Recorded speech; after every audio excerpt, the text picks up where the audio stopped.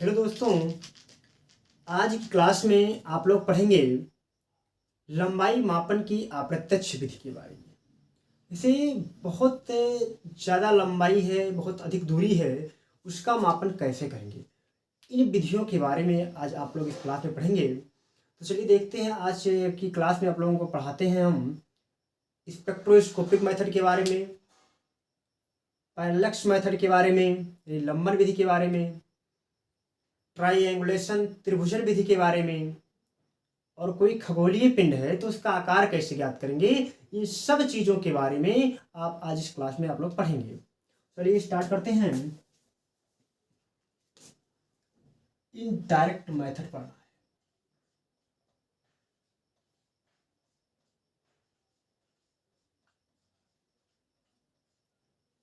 अब इस indirect method के अंतर्गत इसमें हम लोग पढ़ेंगे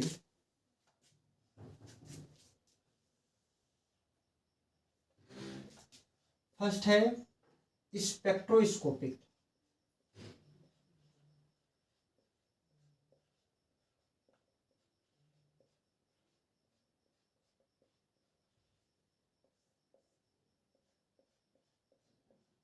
विधि, उसके बाद पढ़ेंगे त्रिभुजन विधि।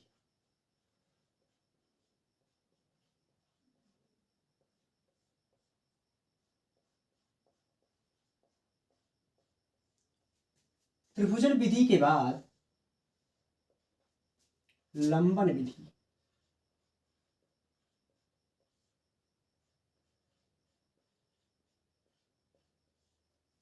लंबन विधि के बाद में जैसे कोई आ रहा है खगोलीय पिंड, उसका आकार कैसे ज्ञात करेंगे इसके बारे में देखना है। तो ये लास्ट है, खगोलीय पिंड का आकार ज्ञात करना।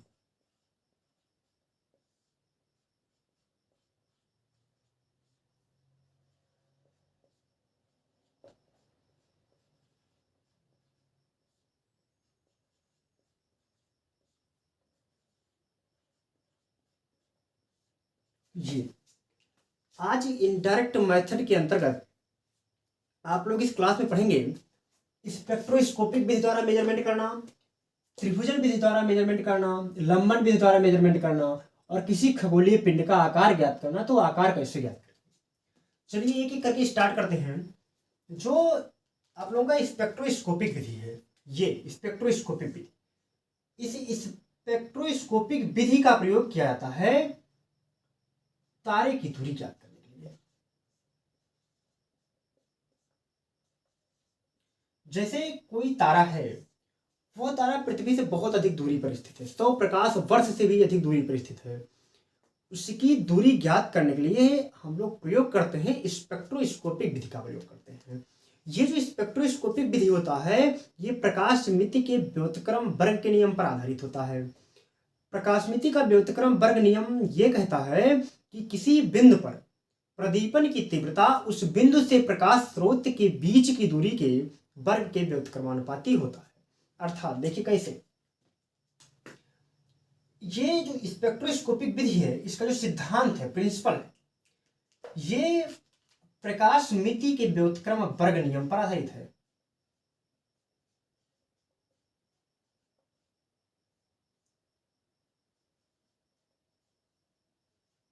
व्युत्क्रम वर्ग नियम इस पर आधारित है। अभी प्रकाशमिति का व्युत्क्रम वर्ग नियम क्या कहता है, देखिए यहां पे कोई लाइट सोर्स है और यहां पे कोई बिंदु है, पॉइंट है P। इस पॉइंट पर प्रदीपन तीव्रता यदि I है, प्रदीपन तीव्रता I है, और इसके बीच की जो दूरी है वह दूरी R है। तो प्रकाशमिति के व्युत्क्रम वर्ग नियमानुसार I is inversely proportional to R square. ये प्रकाशमिति का व्युत्क्रम से वर्ग नियम कहता है। अब देखिए इस विधि के द्वारा तारे की दूरी कैसे ज्ञात करते हैं, तो चलिए समझते हैं। ये पृथ्वी है, ये पृथ्वी है, और इस पृथ्वी से बहुत अधिक दूरी पर ये कोई तारा है, ये तारा जो है, इस तारे की दूरी ज्ञात करनी है इस पृथ्वी से। तो देखिए कैसे ज्ञात करते हैं। इस पृथ्वी पर एक फोटोग्राफिक प्लेट यूज करते हैं। फोटोग्राफिक प्लेट, यहाँ पे इसी पृथ्वी पर एक फोटोग्राफिक प्लेट ले लेते हैं। ये फोटोग्राफिक प्लेट है। अब इस फोटोग्राफिक प्लेट पे, ये जो फोटोग्राफिक प्लेट है,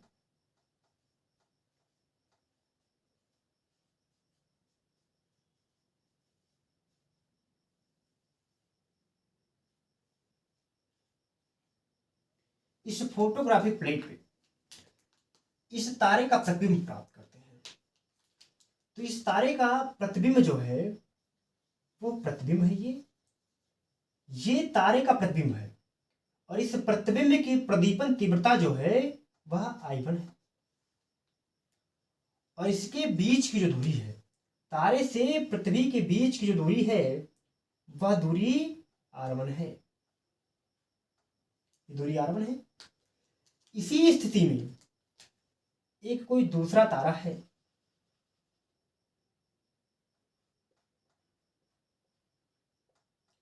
ये जो दूसरा तारा है इसकी दूरी पृथ्वी से ज्ञात है, और ये दूरी R2 है, और R2 इज इक्वल टू ज्ञात है, ये ज्ञात दूरी है। अब ज्ञात दूरी पर स्थित तारे का प्रतिबिंब इस फोटोग्राफिक प्लेट पे प्राप्त कर लेते हैं, और इसी का जो प्रदीपन तीव्रता है वह I2 है। अब यहां प्रकाशमिति के व्युत्क्रम वर्ग के नियमानुसार देखिए, ये I1 इज डायरेक्टली प्रोपोर्शनल होगा 1/R1 स्क्वायर के, और I2 इज डायरेक्टली प्रोपोर्शनल होगा 1/R2 स्क्वायर। अब इन दोनों इक्वेशन से देखा जाए तो I1/I2 इज इक्वल टू होगा R2/R1 का होल स्क्वायर। फाइंड करना है R1, ये R1 फाइंड करना है। तो यहां से R1 फाइंड करेंगे तो R1 square is equal to आएगा, R1 square is equal to आएगा R2 स्क्वायर, और ये I2 इधर चला जाएगा, I2 अपान में हो जाएगा I1। यहां से यदि फाइंड करें तो R1 is equal to find होके आएगा, R1 is equal to R2 root में I2 अपान में I1। ये फार्मूला है। इस फार्मूले से ये देखिए, ये फार्मूला मिला R1 is equal to R2 root में I2 अपान में I1। इस फार्मूले का प्रयोग करके आप हम लोग निकाल सकते हैं पृथ्वी से बहुत अधिक दूरी पर स्थित तारे की दूरी। ये तारा है, बहुत अधिक दूरी पर स्थित था R1, और कोई अन्य तारा है जिसकी दूरी पृथ्वी से ज्ञात है। इन दोनों तारों का प्रतिबिंब फोटोग्राफिक प्लेट पे प्राप्त करके इन दोनों की प्रदीपन तीव्रता निकाल लेते हैं, और उसके बाद प्रकाशमिति वर्ग के व्युत्क्रम नियम के अनुसार दोनों को इक्वेशन बना लेते हैं। इक्वेशन का आपस में रिलेशन फाइंड करते हैं, और रिलेशन फाइंड करने के बाद R1 is equal to R2 root में I2 अपान में I1 फाइंड होता है। ये फार्मूला है, और इस फार्मूला की सहायता से हम लोग फाइंड कर सकते हैं, निकाल सकते हैं पृथ्वी से बहुत अधिक दूरी पर स्थित किसी तारे की दूरी। चलिए आप लोग इसके साथ ले लीजिए।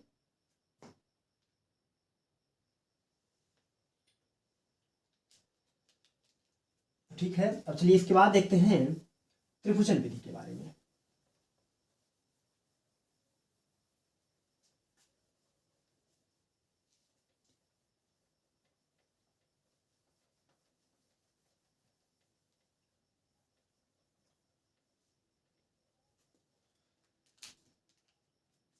तो ये त्रिभुजन विधि जो है, ये दो विधि द्वारा होती है, दो प्रकार से होती है।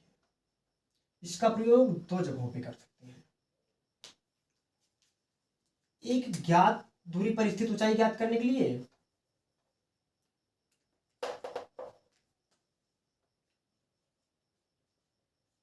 ज्ञात दूरी पर स्थित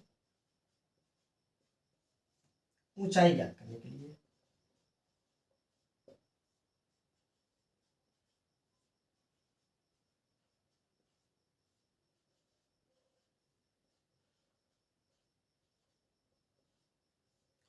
और सेकंड है अज्ञात दूरी पर स्थित, अज्ञात दूरी पर स्थित ऊंचाई ज्ञात करने के लिए।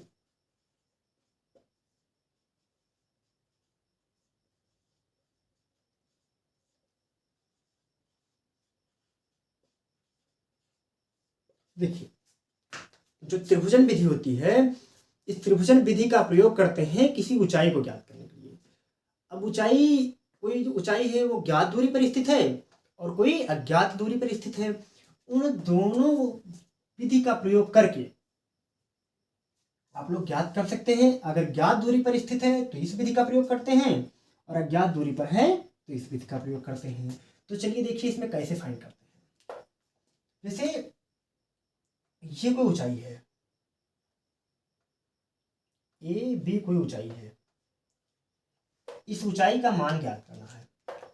और यहां पे आप लोग हैं, हम लोग हैं, यहाँ पे हैं, और यहां से इसके बीच की जो दूरी है, ये दूरी ज्ञात है, ये ज्ञात है, BC ज्ञात है, और ये भी हम लोगों को निकालना है। मान लीजिए इसकी ऊंचाई h है, h फाइंड करना है। तो देखिए कैसे फाइंड करते हैं। इसका यहां से रिलेशन, ये एंगल उन्नयन कोण, ये देखते हैं, और यहां पे एक एंगल जनरेट होगा जो इसका उन्नयन कोण होगा। अब यहां से निकालना है, h निकालना है। मान लेते हैं ये वाली जो दूरी ज्ञात है, ये ज्ञात दूरी b है। अब यहां इस त्रिभुज में ट्राइएंगुलेशन रूल लगाते हैं, त्रिभुजन नियम लगाते हैं। तो इसके अकॉर्डिंग होगा त्रिभुज ए बी, त्रिभुज ए सी बी में, त्रिभुज ए सी बी में tan थीटा लेते हैं। तो tan थीटा, जो tan थीटा है, इस tan थीटा के according, tan theta is equal to formula होता है लंब बटे आधार। तो लंब इसका क्या है, कोण के सामने वाली भुजा लंब होती है, और जिसपे कोण बना होता है वह आधार होती है। तो कोण के सामने वाली भुजा लंब अर्थात h अपान में आधार है b, तो h अपान में b। तो यह चीज इक्वल टू यहां से निकल के आएगा b इंटू tan थीटा। ये फार्मूला प्रयोग करते हैं अगर कोई ऊंचाई ज्ञात दूरी पर स्थित है तो उसकी ऊंचाई ज्ञात करने के लिए। अब यहां जो थीटा है इसका मापन कर लेते हैं सेक्सटेंट के द्वारा। सेक्सटेंट इंस्ट्रूमेंट होता है जिसके द्वारा एंगल का मेजरमेंट किया जाता है, सेक्सटेंट।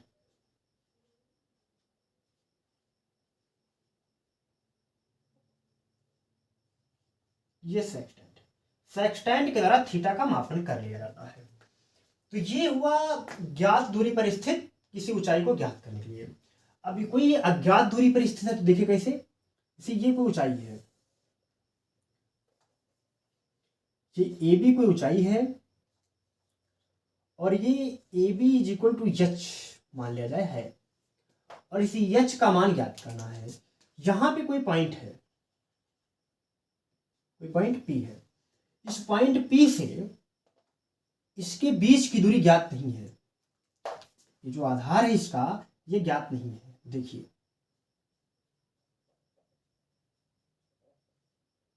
ये ज्ञात नहीं है, तो इसकी ऊंचाई कैसे ज्ञात करें। इसमें सबसे पहले एक पॉइंट यहां, जहां पे पॉइंट है जहां से इसकी ऊंचाई ज्ञात करनी है, तो यहां से इसका उन्नयन कोण देखते हैं।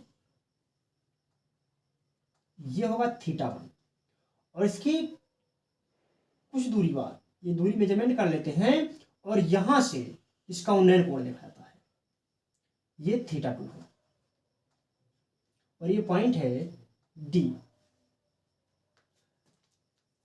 तो मान लिया जाए इसके बीच की जो दूरी है वह दूरी है x और ये दूरी ज्ञात है, हम लोग माप लेंगे मेजरमेंट कर लेंगे तो ज्ञात हो जाएगी।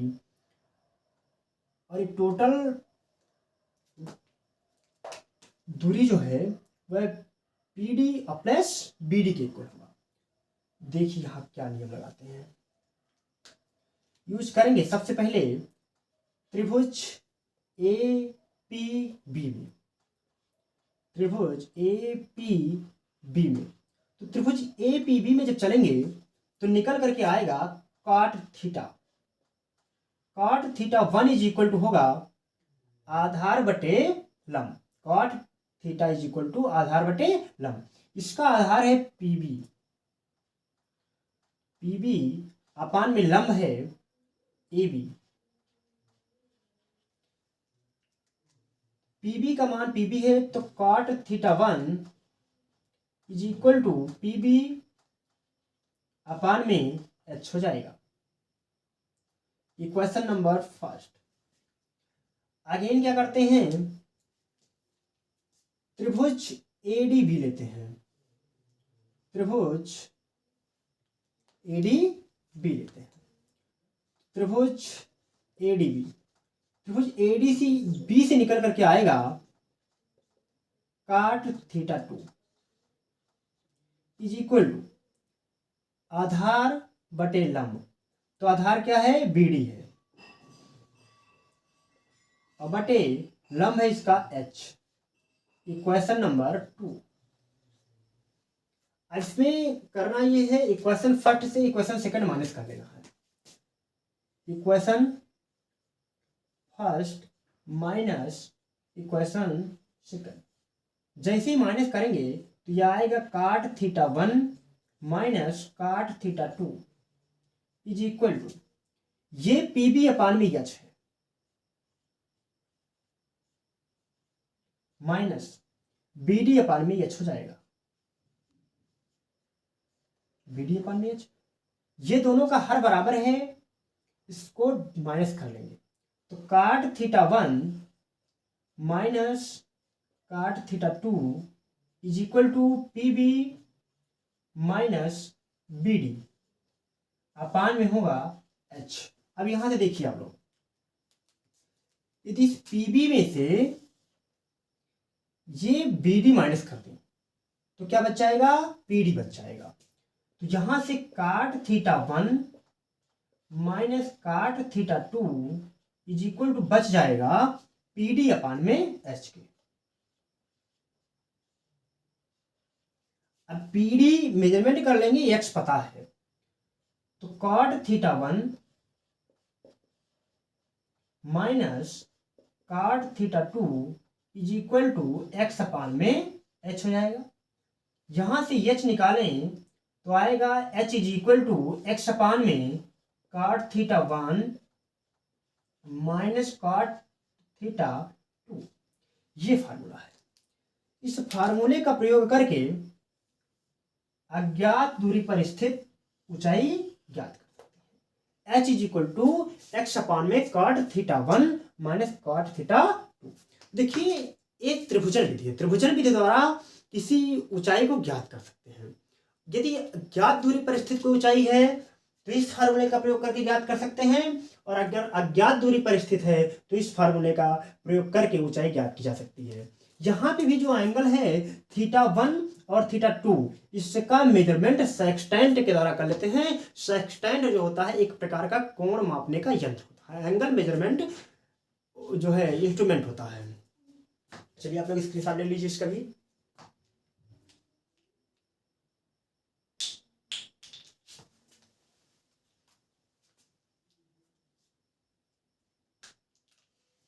तो चलिए आप लोग स्क्रीनशॉट ले लिए होंगे, देखिए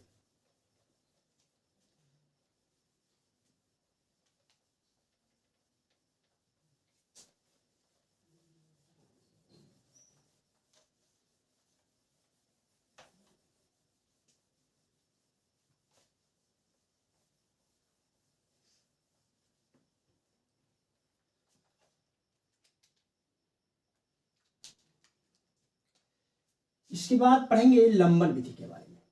ये लंबन विधि क्या होती है? लंबन विधि, जैसे कोई ग्रह है, उस ग्रह को पृथ्वी के दो भिन्न भिन्न जगहों से देखा जा रहा है, तो उसके लंबाई में, दूरी में, जो बीच की दूरी है उसमें कुछ परिवर्तन महसूस होता है, कुछ परिवर्तित दिखाई देती है, उसी को लंबन बोलते हैं। और इस लंबन विधि के द्वारा किसी ग्रह की ऊंचाई ज्ञात करते हैं, ग्रह की दूरी ज्ञात करते हैं पृथ्वी तल से। चलिए देखते हैं कैसे ज्ञात करते हैं। ये लंबन विधि है, इसके द्वारा ग्रह की दूरी ज्ञात कर सकते हैं।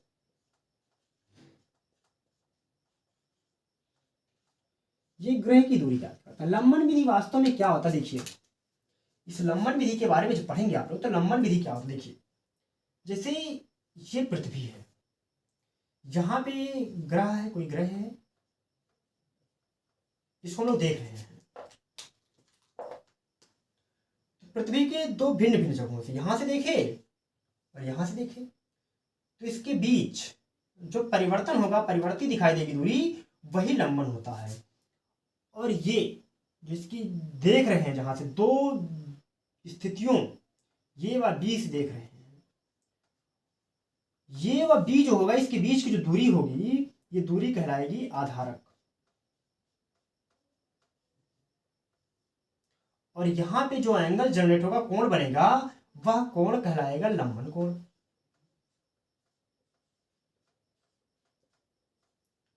अब इस विधि का प्रयोग करके ज्ञात करना, किसी ग्रह की दूरी ज्ञात करना। तो चलिए देखते कैसे ग्रह की दूरी ज्ञात की जाती है। ये पृथ्वी तल है। अब इस पृथ्वी तल पर दो बिंदु हैं, बिंदु है ये, और ये बिंदु बी है। और यहां पे कोई ग्रह है, इसके बीच की दूरी ज्ञात करनी है, पृथ्वी तल से इसकी दूरी ज्ञात करनी है। और यहां इस बिंदु से, जब बिंदु ये से देखा जाता है, तो इसकी दूरी, और इसी ग्रह को बिंदु बी से भी देख रहे हैं। अब देखिए, इसकी जो ऊंचाई है,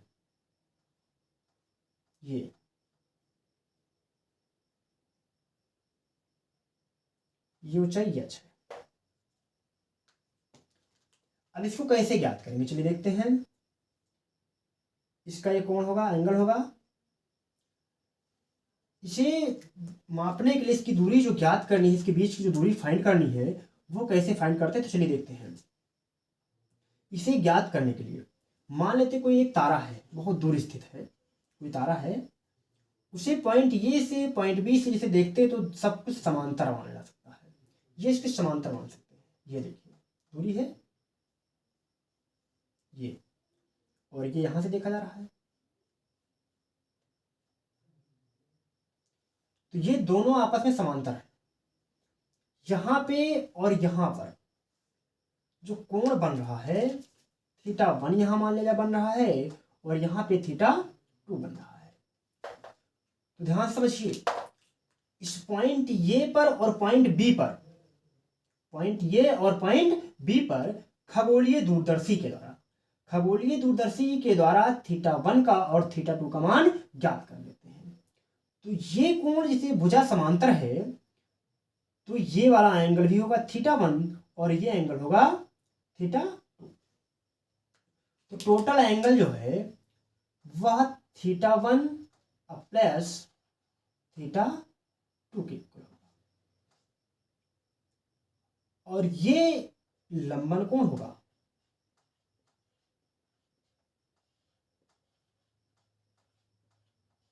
ये लंबन कोण है।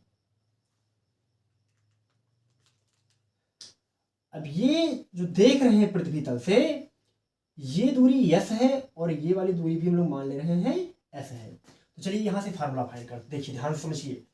ये दूरी यहां से पृथ्वी तल के पॉइंट ए व पॉइंट बी से देखने पर ये s प्रतीत होता है। इस आधारक का मान या लंबाई इसकी मान ले b है, लंबन कोण थीटा है। तो हम सबको पता है कि त्रिभुज के लिए, किसी भी त्रिभुज के लिए तो तीनों कोण होते हैं, वो 180 अंश के बराबर होते हैं।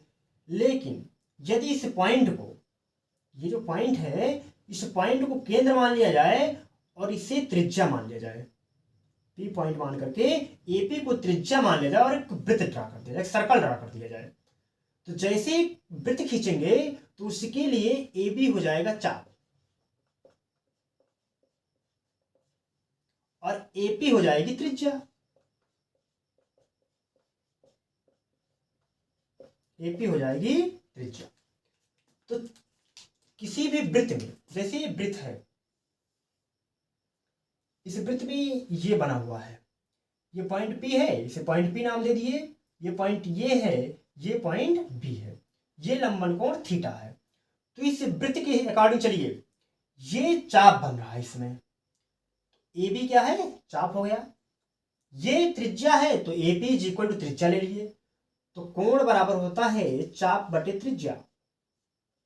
कोण बराबर चाप बटे त्रिज्या।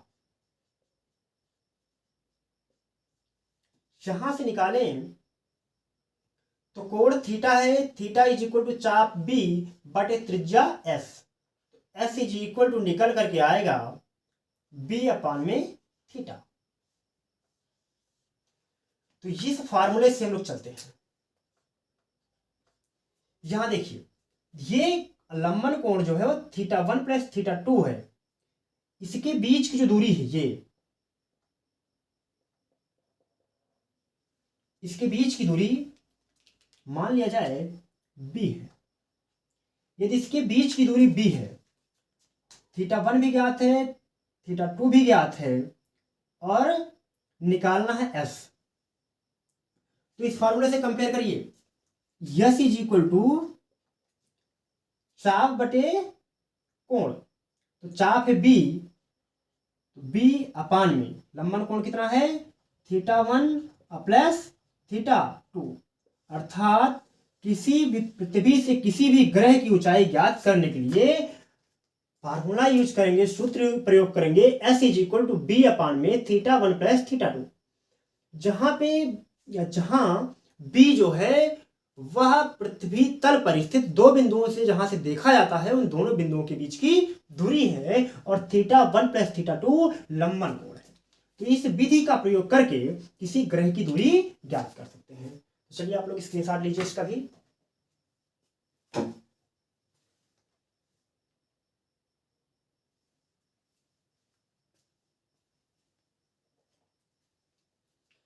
चलिए आप लोग स्क्रीनशॉट ले लिए होंगे। अब देखिए, इसके बाद पढ़ना है किसी खगोलीय पिंड का आकार ज्ञात करने के लिए।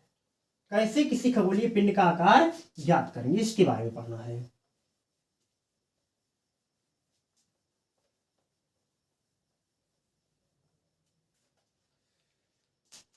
तो देखिए, खगोलीय पिंड का आकार ज्ञात करना। खगोलीय पिंड का आकार कैसे ज्ञात करेंगे, इसके बारे में पढ़ेंगे इस क्लास, इस वाले इसमें। तो देखिए, जैसे कोई खगोलीय पिंड, ये पृथ्वी है और ये कोई खगोलीय पिंड है,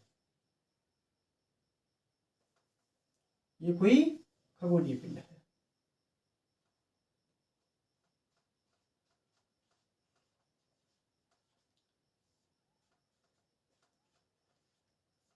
अभी जो खगोलीय पिंड है इसका आकार ज्ञात करना है। तो इसका आकार जो है वह आकार की जो चौड़ाई है वो b है, मान लिया जाए b है। इसकी जो दूरी पृथ्वी से वो दूरी ज्ञात है। तो पृथ्वी पे सबसे पहले कोई एक पॉइंट ले लेते हैं और इस पॉइंट से, पृथ्वी पर जो पॉइंट ले रहे हैं, इस पॉइंट से इसके इन दोनों के बीच बनने वाले कोण का मान, ये कोण बनना है, जो ये कोण, ये देखिए, ये कोण बनना है पृथ्वी तल की किसी पॉइंट पर। इस एंगल का मान, ये जो एंगल जनरेट हो रहा है, कोण बन रहा है थीटा, इसका मान या इसका मापन खगोलीय दूरदर्शी द्वारा कर लेते हैं। इसके द्वारा, खगोलीय दूरदर्शी द्वारा। अभी खगोलीय दूरदर्शी द्वारा इसका मापन कर लिए तो इसका मान पता चल गया। ये जो है दूरी, ये दूरी ज्ञात है, मान लिया जाए दूरी यस है, ये दूरी ज्ञात है, आकार ज्ञात करना है। तो यहां से जब देखेंगे तो ये चाप का काम कर रहा है और ये त्रिज्या है और ये कोण है। देखिए कोण बराबर सबको पता है चाप बटे त्रिज्या।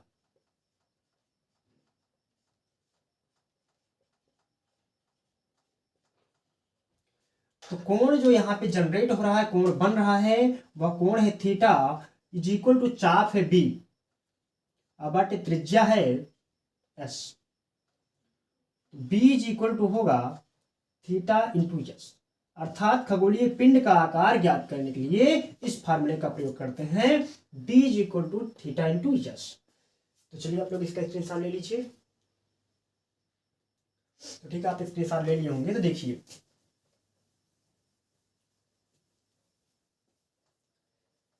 तो दोस्तों आज की जो क्लास थी उस क्लास में आप लोग पढ़े हैं स्पेक्ट्रोस्कोपिक विधि द्वारा दूरी ज्ञात करना, त्रिभुजन विधि द्वारा ऊंचाई ज्ञात करना, लंबन विधि द्वारा किसी ग्रह की दूरी ज्ञात करना, खगोलीय पिंड का आकार ज्ञात करना, कैसे कैसे हम लोग ज्ञात करते हैं, इस सब के बारे में पढ़े हैं। देखिए स्पेक्ट्रोस्कोपिक मतलब ये स्पेक्ट्रोस्कोपिक विधि होती है। स्पेक्ट्रोस्कोपिक जो विधि है इसमें फार्मूला यूज हुआ है आई इज डायरेक्टली प्रोपोर्शनल टू 1 में आर स्क्वायर का प्रयोग किए हैं। त्रिभुजन विधि में tan theta is equal to लंब बटे आधार और cot theta is equal to आधार बटे लंब का प्रयोग किए हैं। लंबन विधि में कोण बराबर चाप बटे त्रिज्या का प्रयोग किए हैं। कोण बराबर चाप बटा त्रिज्या का प्रयोग किए हैं। और जो खगोलीय पिंड का आकार ज्ञात करना था इसमें भी कोण बराबर चाप बटे त्रिज्या का ही प्रयोग किए हैं। और एक दो इंस्ट्रूमेंट इसमें और प्रयुक्त हुए हैं। एक कोण मापने के लिए इसमें जो प्रयोग हुआ है वो प्रयोग हुआ है खगोलीय दूरदर्शी।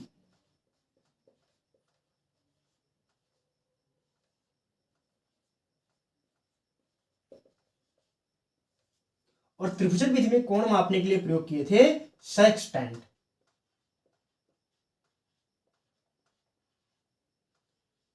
सेक्सटेंट का प्रयोग किए हैं।